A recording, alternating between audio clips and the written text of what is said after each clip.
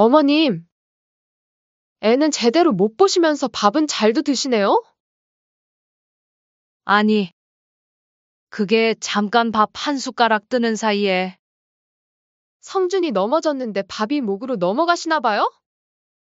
솔직히 말씀드리면 어머님이 오시는 게 불편해요. 앞으로 반찬 같은 거는 택배로 붙여주세요. 아들 정우마저 일어나 말했어요.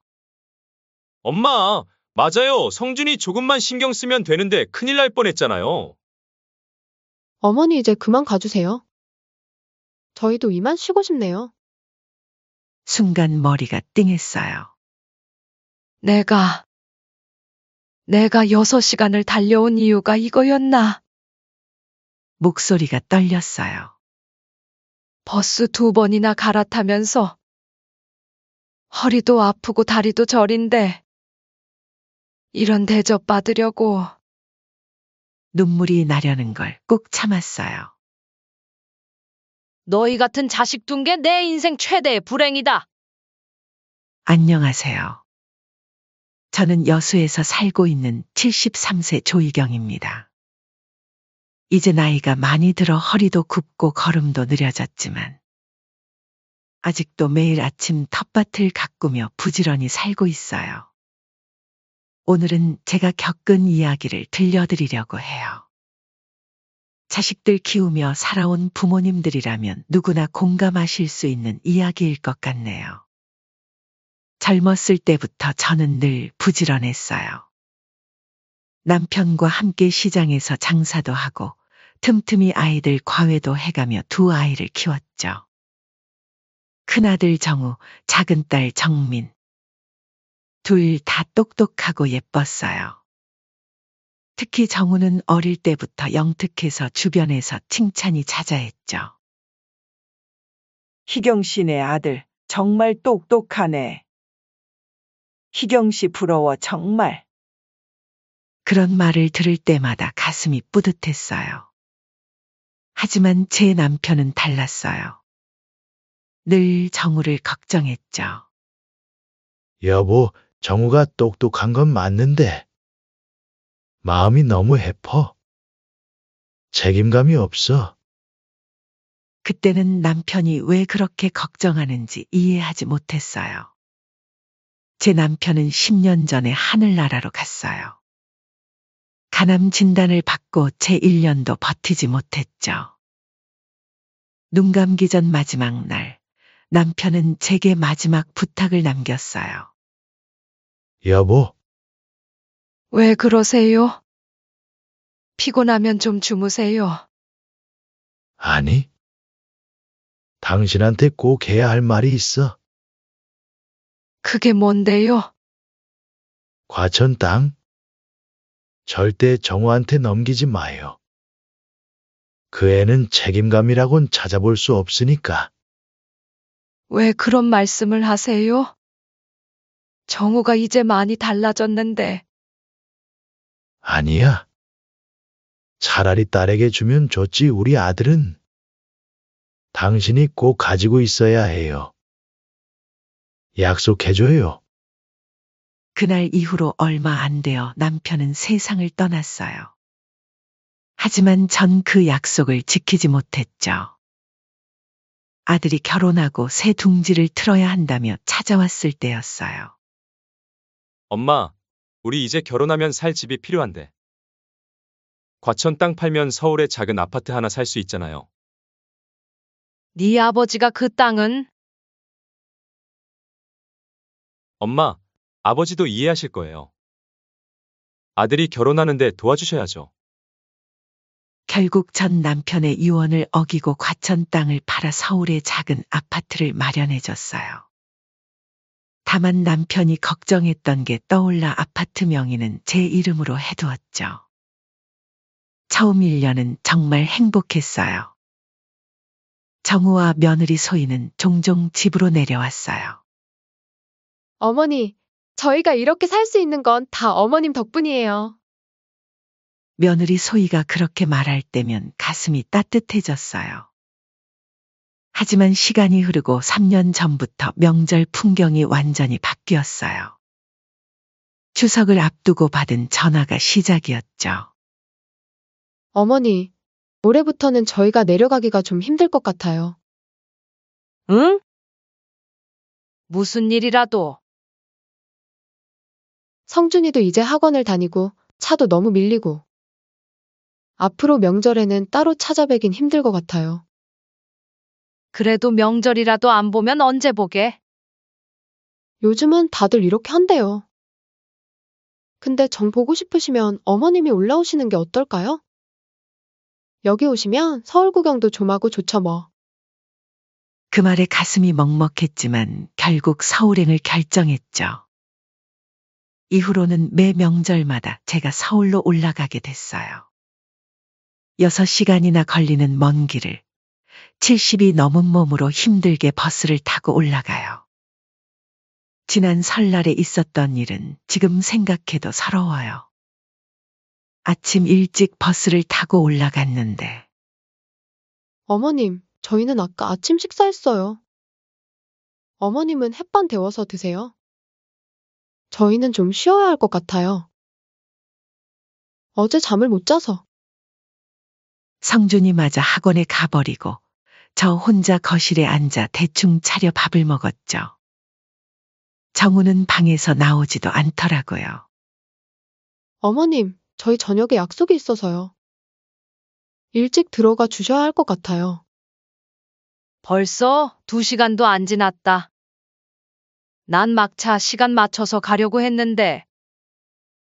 어머님, 오늘 친구들이랑 약속이 있어서? 명절인데 친구 약속이 있니? 요즘은 다들 이렇게 보내요. 어머님도 이해하셔야죠. 딸 정민이는 이런 상황을 알고 울분을 터뜨렸어요. 엄마! 그럴 수가 있어요? 엄마를 서울로 부르더니 그게 뭐예요? 괜찮아. 바쁜가 보지. 무슨 바빠요? 명절에 친구들이랑 약속이나 잡고? 도대체 오빠네는 엄마를 뭐로 보는 거예요? 설날에 엄마 혼자 거실에서 밥 차려 먹으라 하고 자기들은 방에서 뒹굴고. 그게 사람이 할 짓이에요? 그 집도 엄마가 사준 거잖아요. 이제 엄마 이용할 만큼 했다고 생각하니까 이러는 거죠? 정민이의 말이 가슴에 콕 박혔어요. 그동안 눈 감아온 현실을 직시하게 되더라고요. 몇 년 전부터 달라진 명절, 항상 제가 먼저 찾아가야 하는 관계, 차갑게 식어버린 아들의 마음. 옆집 박 할머니네는 명절이면 자식들이 찾아와 시끌벅적하다고 해요. 희경 씨, 이번에도 서울 가세요. 네. 멀리 가시기 힘드실 텐데. 우리 집에서 같이 지내실래요? 우리 애들이 다 내려온다고 하는데. 괜찮아요. 그래도 보고 싶은 사람이 가야지 어쩌겠어요. 밤마다 잠이 오지 않았어요. 남편의 마지막 말이 자꾸 떠올랐죠. 당신 말이 맞았어요. 우리 정우가 이렇게 변할 줄은 몰랐네요. 그래도 전 희망을 놓지 않았어요. 내 자식인데 언젠가는 달라지겠지 하고 기다렸죠. 하지만 그날 제 인생에서 가장 서럽고도 가장 큰 깨달음을 준 그날이 찾아왔어요. 그러던 어느 날 오후에 아들한테서 전화가 왔어요. 엄마, 시간 되세요? 그래, 무슨 일이니? 저기, 반찬 좀 필요한데. 소희가 마트 반찬은 맛이 없다고. 엄마가 해주시는 더덕무침이랑 나물 종류 좀 보내주세요. 하지만 전 이상하게도 기뻤어요. 오랜만에 온 아들의 연락이 반가웠던 걸까요? 바보 같았죠. 그래, 알았어. 내일 준비해서 갈게. 엄마가 직접 오신다고요? 아니, 택배로 보내시면 되는데. 아니야, 내가 가고 싶어. 성준이도 보고 싶고. 하. 알겠습니다. 정우의 한숨 소리가 전화기 너머로 들렸지만 전 애써 못 들은 척했어요. 오랜만에 아들 얼굴도 보고 손주도 볼 수 있다는 생각에 마음이 설렜거든요. 다음 날 새벽부터 일어나 정성껏 반찬을 준비했어요. 된장찌개 재료는 미리 손질해서 가면 현장에서 끓여 먹을 수 있게 챙기고 나물 몇 가지도 정성껏 준비했죠. 아침 일찍 터미널로 향했어요. 여수에서 서울까지 가는 길은 참 멀어요. 버스를 2번이나 갈아타야 하는데 중간중간 허리도 아프고 다리도 저려왔죠. 하지만 손주 얼굴 보면 이런 피곤은 다 잊을 수 있을 거라고 생각했어요. 6시간의 긴 여정 끝에 아들 집에 도착했어요. 초인종을 누르고 한참을 기다렸죠. 5분, 10분. 다시 한번 초인종을 눌렀어요. 안에서 들리는 TV 소리. 그리고 웃음소리. 드디어 문이 열렸어요. 소희가 휴대폰을 보면서 하품을 하더니 어머님, 언제 오셨어요? 들어가 보니 거실에는 치킨 박스와 캔맥주가 널려 있었고 TV에서는 넷플릭스 영화가 나오고 있었어요. 정우는 소파에 누워 휴대폰을 보다가 고개를 살짝 들었을 뿐이에요. 엄마. 벌써 오셨네요. 응, 첫 차 타고 일찍 출발했더니. 아. 근데 오늘 우리 좀 피곤해서요. 어제 친구들이랑 늦게까지. 제가 가져온 반찬 봉지를 보더니 소희가 말했어요. 어머님, 저희 냉장고가 좀 좁아서. 이건 어디 둬야 하나? 그러더니 반찬통들을 냉장고 구석에 대충 밀어 넣었어요. 소희는 한숨을 쉬더니 말했어요. 어머님, 죄송한데 애 좀 봐주실 수 있으세요? 저희가 지금 술병이 좀 나서요.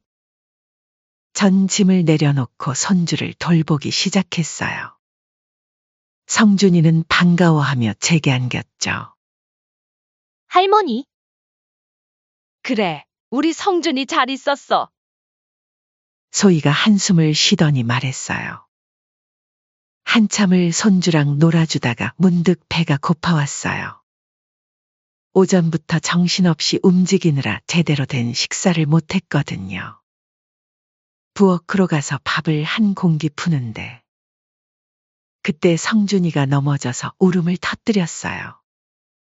그 소리에 며느리 소희가 벌떡 일어나왔죠.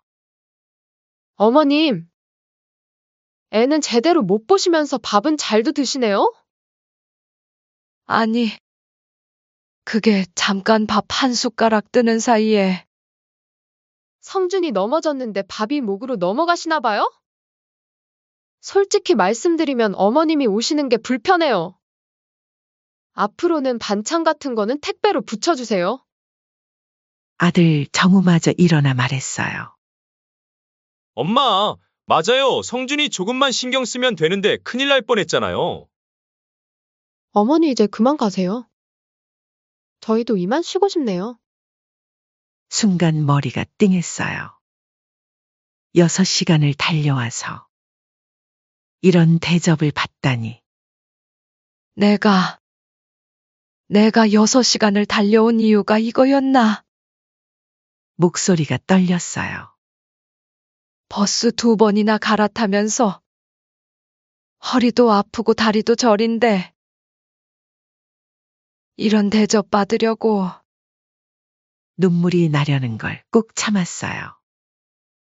너희 같은 자식 둔 게 내 인생 최대의 불행이다. 떨리는 손으로 가방을 들고 일어섰어요. 정우와 소희는 깊은 한숨을 쉬더니 다시 소파에 앉아 휴대폰을 보기 시작했어요. 현관문을 열고 나오는데 다리가 후들거렸어요. 엘리베이터를 타고 내려오면서 온몸이 떨렸어요. 그동안 참아왔던 모든 서러움이 한꺼번에 올라오는 것 같았죠. 아파트 밖으로 나와 벤치에 주저앉았어요. 그렇게 다시 엿으로 돌아오는 길은 가는 길보다 더 길게 느껴졌어요. 버스 안에서 계속 눈물이 났지만 옆자리 승객들 눈치가 보여 꾹 참았죠. 집에 도착하자마자 딸 정민이에게 전화를 걸었어요. 엄마, 무슨 일 있어요?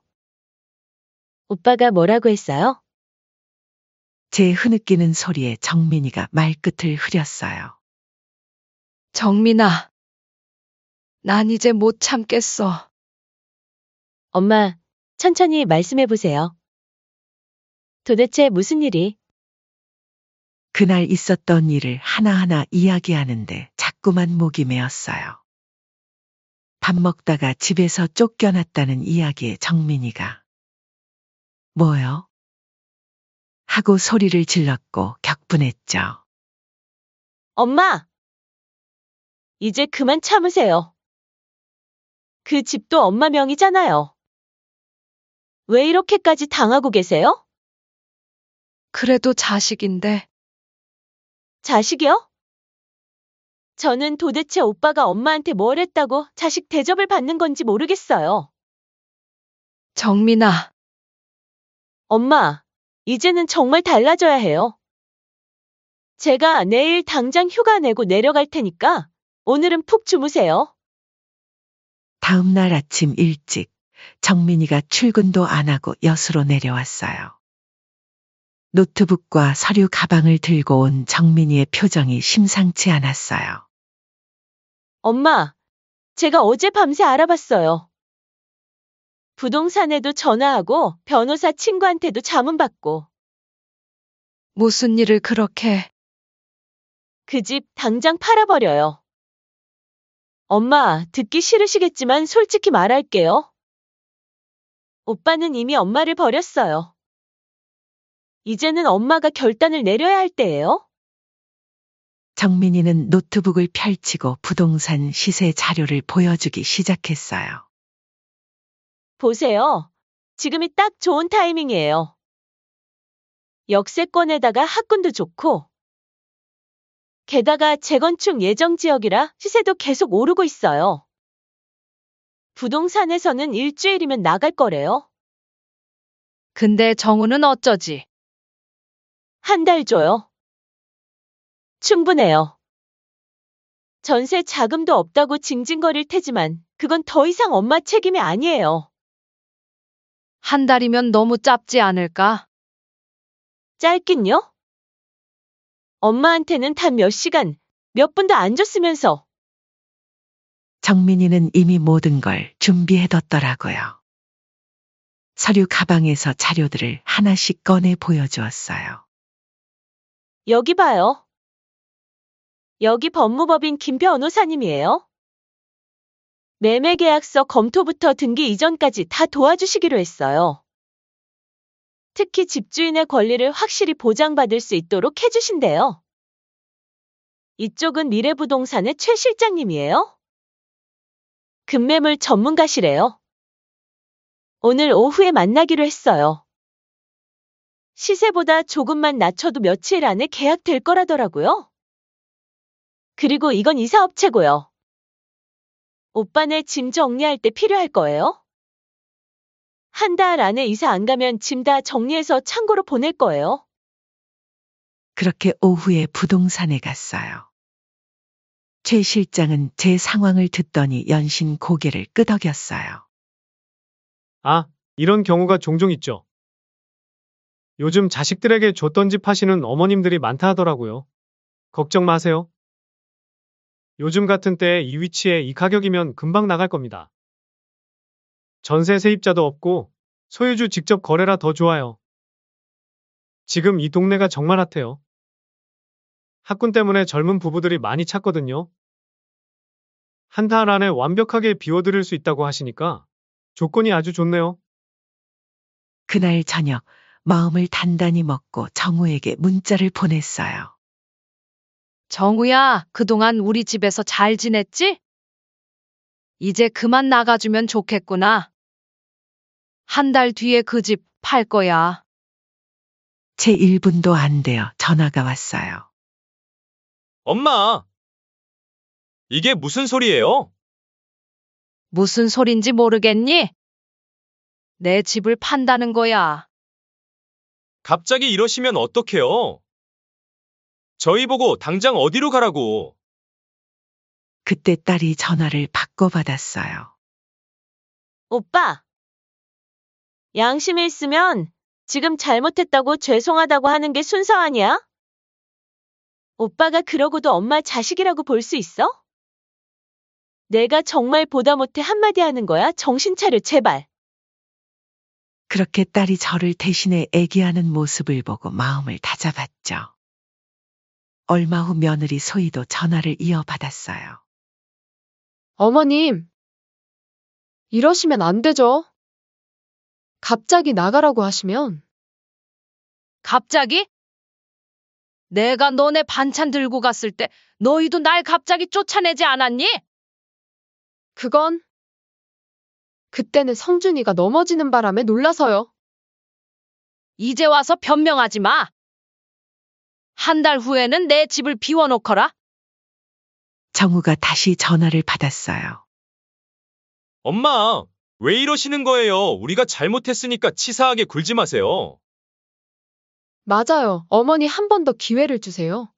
기회. 그동안 기회가 몇 번이었는데? 앞으로는 정말 잘할게요. 매달 용돈도 드리고. 돈 없어서 이러는 거 아니야.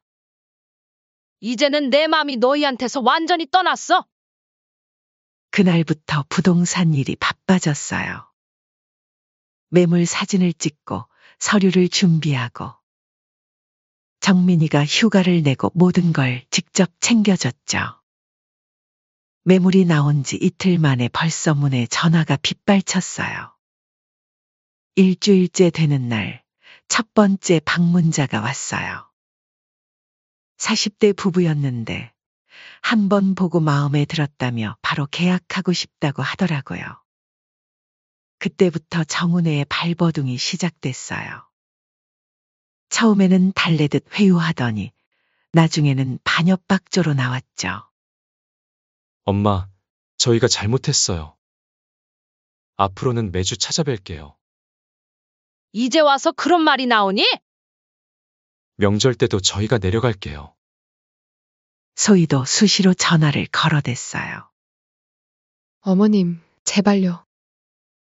저희 보고 이러시면 어떡해요. 기가 막히게 집 내놓으니까 그런 말을 하는구나. 내가 그날 얼마나 서러웠는지 알아? 그때는 저희가 너무 피곤해서. 대체 어떤 자식이 피곤해서 6시간 달려온 노모를 쫓아낼 수 있다는 거니? 계약일을 일주일 앞두고 정우가 찾아왔어요. 여수 터미널에서 전화가 왔을 때는 깜짝 놀랐어요. 엄마, 저예요. 왜 왔니? 제발 한 번만 더 기회를 주세요. 제가 무릎이라도 꿇을게요. 이제 와서 무릎 꿇지 마라. 그동안 내가 한 행동들 다 기억난다. 정우는 현관 앞에 무릎을 꿇고 앉았어요. 엄마, 제발요. 저희가 정말 잘못했어요. 일어나라. 그런다고 달라질 게 없어. 드디어 계약일이 됐어요. 아들네는 겨우 월세방을 구했다고 하더라고요. 희경 씨, 여기 계약서 작성하시면 됩니다. 공인중개사의 말에 펜을 들었어요. 서명을 하는 순간 묘한 해방감이 느껴졌어요. 이제 계약금 입금 확인되셨고, 중도금은 2주 후, 잔금은 한 달 후네요. 네, 한 달 안에 완벽하게 비워드리겠습니다. 계약을 마치고 나오면서 한 가지 결심이 들었죠. 정민아, 이 집 팔고 나면 너에게 집 하나 해주려고 해. 네? 무슨 집이요? 아까 계약금 들어왔잖아. 아들 신경을 쓰다 보니 너에게 해준 게 많이 없는 것 같아서. 엄마, 저는 괜찮아요. 정 그러시다면 엄마랑 같이 살 집으로 구해보는 건 어떨까요? 저는 아직 결혼도 안 했고. 그래, 그럼 한번 알아보자. 몇 달이 지나고 모든 일이 마무리됐어요. 정훈에는 서울 외곽의 작은 월세 방으로 이사를 갔죠. 새 집은 여수 바다가 한눈에 보이는 19층 아파트예요. 거실 창문을 열면 시원한 바닷바람이 불어오고 밤이면 반짝이는 여수 밤바다가 한 폭의 그림처럼 펼쳐져요. 정민이는 인테리어까지 세세하게 신경 썼더라고요. 엄마 방은 동쪽으로 했어요. 아침 햇살 받으면서 일어나시라고요. 거실은 바다가 잘 보이게 소파도 이쪽으로 뒀고. 주방은 넓게 만들었어요. 엄마가 요리하시기 편하게. 새로운 삶에 적응해 가던 어느 날이었어요. 현관 벨이 울렸는데 예상치 못한 손님들이었죠. 엄마, 아들 정우와 며느리 소희가 서 있었어요. 둘 다 많이 수척해 보였어요. 어머님, 이렇게 찾아와서 죄송해요. 소희의 목소리가 떨렸어요. 정민이가 차가운 표정으로 말했어요. 웬일이래요? 오빠랑 언니가 다. 내가 그렇게 한번 보러 오라고 얘기할 때는 안 오더니 이제서야 오는구나. 제가 먼저 말을 꺼냈어요. 거실에 앉자마자 정우가 무릎을 꿇었어요. 엄마, 저희가 정말 잘못했어요. 이제야 깨달았어요. 그동안 어머님께 너무 잘못했어요. 용서해 주세요. 소희도 눈물을 흘리며 절을 하더라고요. 정민이가 날카롭게 말했어요. 이제 와서요? 월세방 살기 힘드니까 이제 엄마가 다시 떠오른 거예요? 엄마, 요즘 저희가 너무 힘들어서요. 아들이 말했죠. 전 차분하게 자리에서 일어났어요. 서류 가방을 가지고 와서 계약서를 꺼냈죠. 정우야, 너희가 진심으로 뉘우쳤다니 다행이구나. 하지만 이제는 각자의 삶을 살았으면 해. 엄마, 그게 무슨... 이건 조건부 증여 계약서야. 내가 너희에게 베푸는 마지막 인내심이자 아량이야. 마지막 약속이 될 거야. 정우와 소희의 눈이 커졌어요. 증여요? 그래. 내가 너희한테 2억을 증여하려고 해. 하지만 조건이 있어. 변호사와 상의해서 꼼꼼하게 만든 계약서를 펼쳤어요. 첫째, 앞으로 내 생활에 절대 간섭하지 않는다. 둘째, 명절 때만이라도 찾아올 것. 셋째, 내가 원하지 않는 한 어떤 도움도 요청하지 않는다. 넷째, 내가 하는 선택에 대해 어떠한 의견도 제시하지 않는다. 다섯째, 이 약속을 어길 시에는 즉시 계약이 무효가 되며 증여금을 전액 반환해야 한다. 이 조건들을 5년간 지키면 2억을 줄게. 한 번이라도 어기면 계약은 무효야. 어때? 정우가 떨리는 목소리로 물었어요.